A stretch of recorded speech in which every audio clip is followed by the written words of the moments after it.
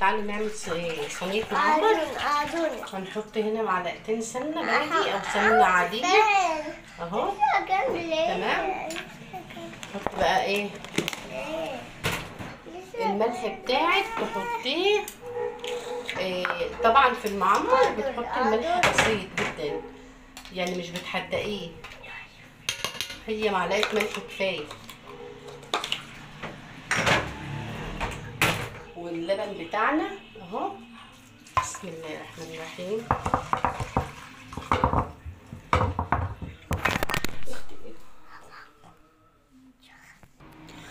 كده اهو حطينا اللبن بتاعنا وحطينا السمنه. تعالوا بقى ايه، عندنا معلقه وش اللبن ده انا كنت شايلاه عشان اللبن ده احنا كنا بنسقي منه الولاد الصغيرين. تمام. تحط وش اللبن بقى كده معاكي يعمل لك احلى